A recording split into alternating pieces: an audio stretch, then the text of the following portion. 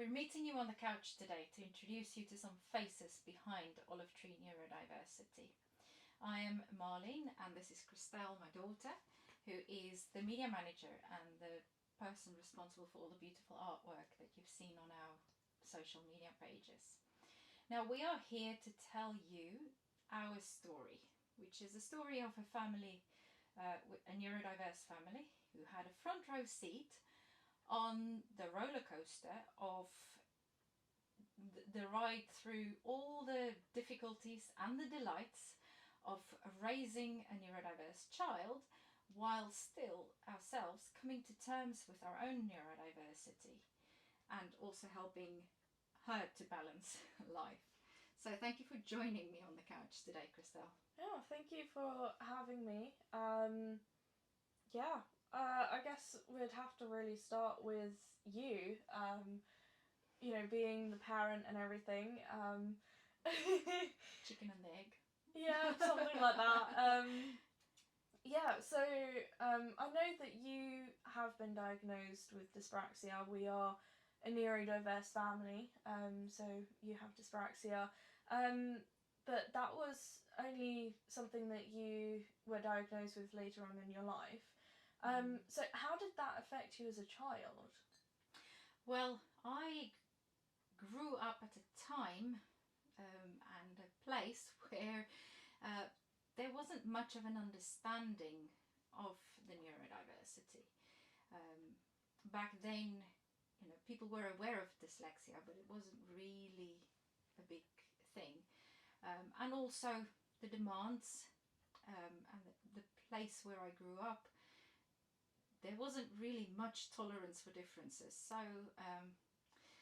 coming in as a child who weren't very organised and very slow doing things and very clumsy, to try and cope in a place where sport is highly regarded and where academic achievement, you either had to be very sporty or very academic.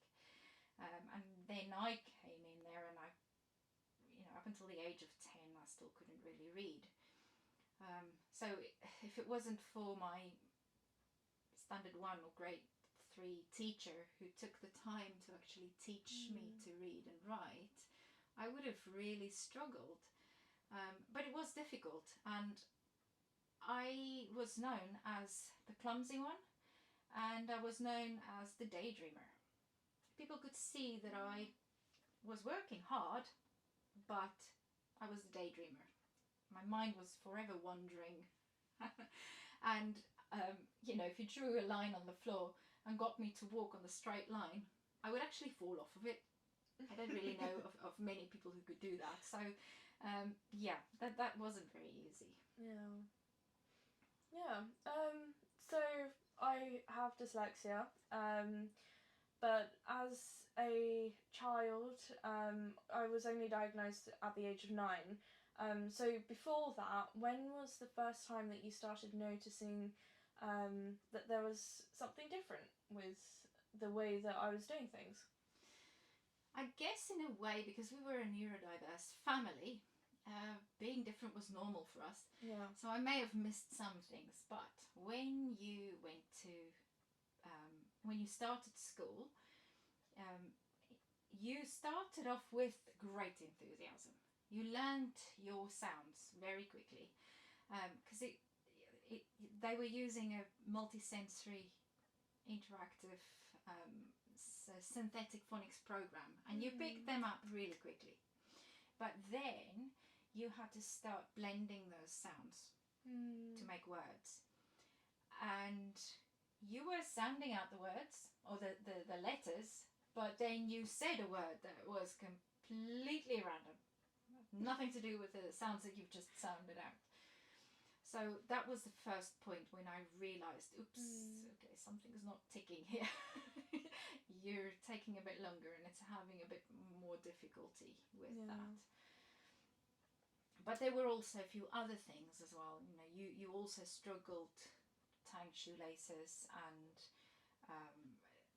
being on, organising yourself and that sort of thing. So, yeah. So I was was diagnosed at the age of 9, as I said before. What difference did having that assessment make, not just for me, but also for you as a parent? The running up to the assessment was quite a stressful time because it took a lot of evidence gathering and jumping through red tape and a lot of frustration to actually get to the point, and we had to do the assessment privately. But the assessment itself was like a total turning point in our lives, not just for us, for you. For you yourself, because during that assessment, the assessor took the time to show us how talented you really are. Looking at your strengths and saying, wow, a part of your brain can really understand 3D shapes and thinking outside the box and creatively, and your verbal ability and everything was like really well developed, but there was a certain little area that was causing the little stumbling blocks, a tiny bit. And when you looked at it all and compared it, suddenly it didn't seem so bad anymore, and you yourself immediately got this massive confidence boost, because up to now you've just felt that you were, well, there were often times when you said to me, but I just can't do it, I'm dumb, I won't be able to learn, and things like that. So you were self-labeling, and it really wasn't good for your confidence. And for me as a parent who've been through that, it triggered emotional experiences that made me feel really badly for you, and I didn't want you to go through that. So for us all, that assessment process was a big game changer. And suddenly it was like opening up a whole new world. And being able to understand my brain. Exactly. Well, our brain, really. Yes, because I also then started recognizing, hang on, a lot of these difficulties are very similar in me, and back then, I wasn't diagnosed at that time. So it's actually this whole assessment thing that set me off on the process of, or the path of specializing. I was a qualified teacher by then already, but then I wanted to specialize, and I really wanted to learn more about dyslexia so that I could help you. So what did you actually end up specializing in? Because it took a few years for you to get to the point of going into those studies, but why did you decide to do this specialization, and what led you to do that? Well, I did a master's degree in special needs education, more the management side of that, inclusive education kind of thing. And then through that, there was the opportunity to do this the specialized dyslexia assessor course, specific learning difficulties course. And so it was during that time actually when I could no longer mask and compensate with my own skills, with my own difficulties, because I was reading, I was so fascinated and so hyper focused on this information, and I found it so fascinating, and I just had this build up of explosion of knowledge in my head. But when it came down to writing my essays, my tutors came back to me and said, this doesn't really make sense. And in my head that made perfect sense. So they suggested that I actually go for an assessment. And I don't know whether it was because I've been a year one teacher so long and I've been teaching children phonics that I haven't really had a problem with phonics, but the general diagnosis was dyspraxia more than anything else, because I had those difficulties with motor control as a child. So there's a big overlap anyway between the difficulties. A lot of great similarities as well. So yeah. So you went to go and specialise so that you could help me with my learning and be able to sort of help me develop. But then by the time you'd actually finished your studies, let's just say I was very difficult to work with. So yeah, I didn't exactly want that help anymore. So how did that make you feel? Do you want to know the start? Well, yeah. I think frustration sums it up. I think a lot of arguments. Every parent just really want their child to be happy and really want to be able to help you. Yeah. I've gone through all that effort to try and help you, and now you didn't want my help. But I very soon realised that what you needed from me was not to be your teacher or your tutor. You needed me to be your mum. Yeah.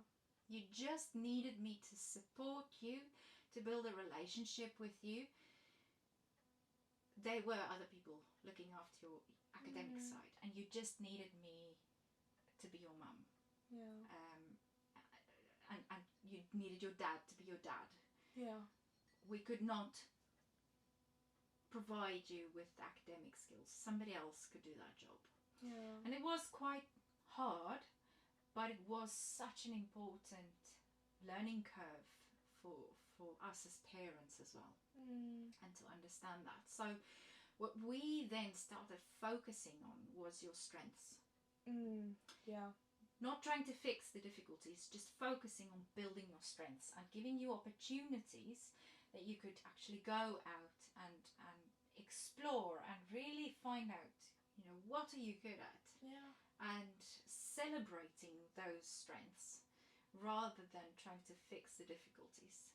Yeah, no, I agree. I think that was such a big turning point for me personally, because it gave me the opportunity to find an outlet for my frustration, so that I wasn't associating my frustration with people, but rather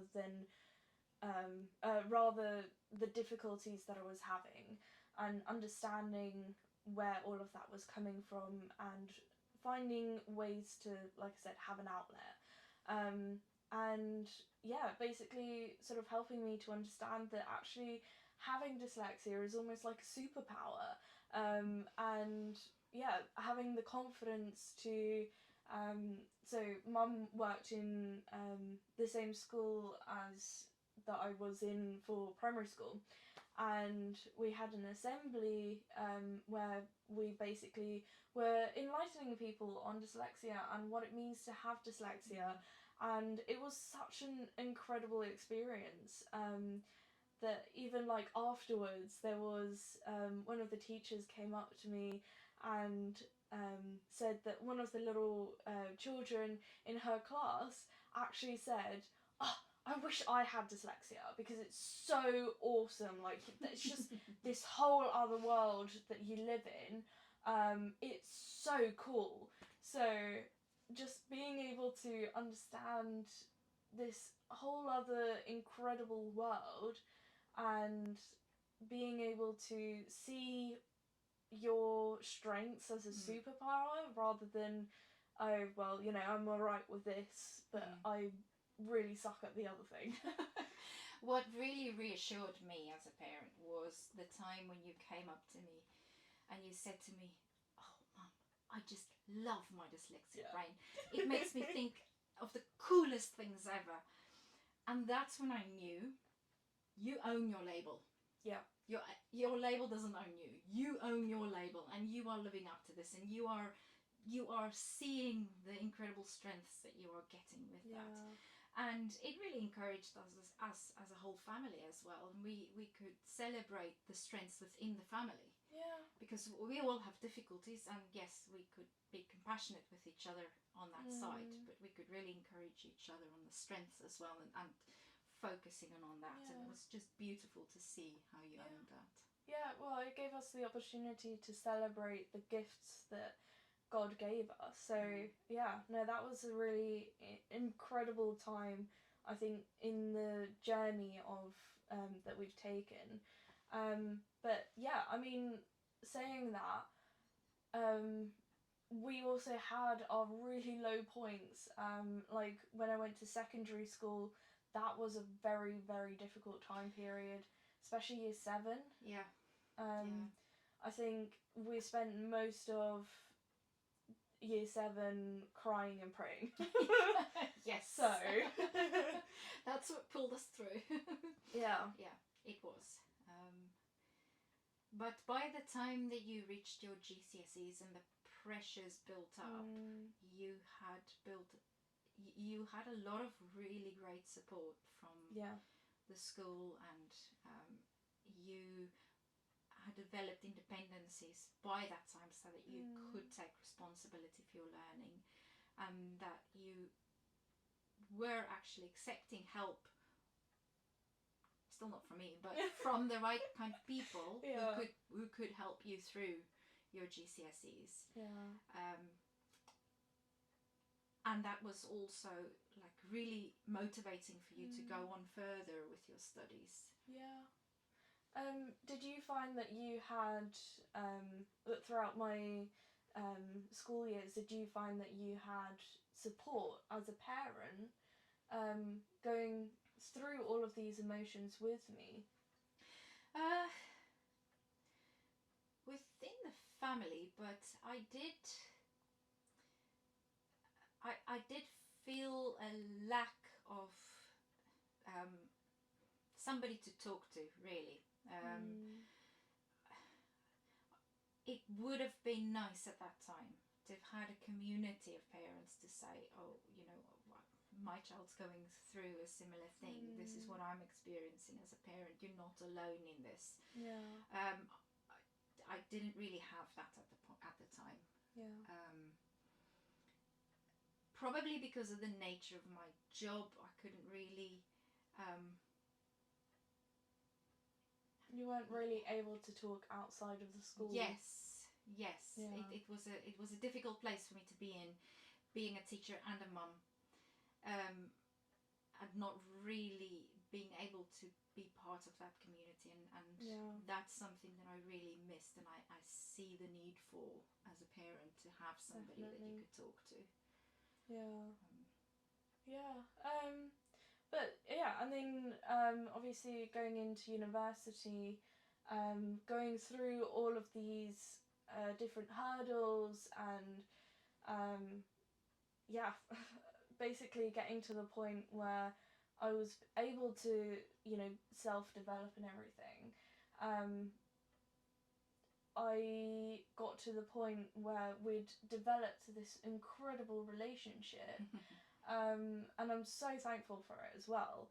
But where I was actually more eager to go to my mum for help because of all of the research and knowledge that she'd done, and her actually knowing and understanding me as an individual, rather than going to someone else. That's not to say that the tutors that were available to me weren't amazing, because they really were, and they did try and help, but I just built this incredible relationship with my mum that I just felt it just felt more natural to go to you. So yeah, thank you for helping me through that. Was worth the journey, wasn't it? So in the end, even though it was a difficult journey, having that at the end, and the knowledge that you've built up yourself through this whole thing, was really good, and now we're working together. Exactly. And it is our mission to actually use this experience that we've had to also support families, other families through this, through their journeys. Well, I mean, knowing what you know now, is there something that you would like to share with the audience, or that you would have wanted to do differently as a parent, while I was growing up? To answer the question, if there was anything I want to do differently, I'd say no, because even though the journey getting here was very difficult, it had huge emotional ups and downs. As I mentioned at the beginning, that it was like a roller coaster ride, with all the difficulties and the delights. Yeah. That is what shaped us in the people we are today. It really helped to build our own understanding and compassion and resilience, but also through this whole journey. build us as a family as well. Exactly. And now, with this whole Olive Tree Neurodivesity, our mission is to now empower other families and individuals to build that knowledge and understanding, because I know that not everybody has this has the opportunity, but also not everybody's a big nerd like me who can use their neurodiverse superpower to like hyper focus and read books and books and books. But to take that and break it down into micro knowledge, make it understandable for other families, and empower them, you guys, to build your own knowledge and skills through this all, so you can have compassion with your own difficulties, but also with your child's, and to help your child take accountability to become the best person that they can be, but then also as a parent to help you to take accountability for your own actions towards your child, and then build resilience so that your difficulty doesn't define you, so that you can also then learn to own your label, and that is the key thing, and the whole mission of what we do in Olive Tree Neurodivesity. Well, thank you so much for watching. We have so much incredible things in the works and that we are planning, so definitely stay tuned for all of that stuff. Check out our social medias, we'll have them linked down below. Follow us, make sure you click that bell icon, because there is, like I said, so much incredible stuff to come. And feel free to get in touch, drop us a message, and please do get in touch, and we'll do our best to talk to you guys, because we want to be there for you. Please like the video. Please like the video. Says the social media manager. Sorry. Thank you.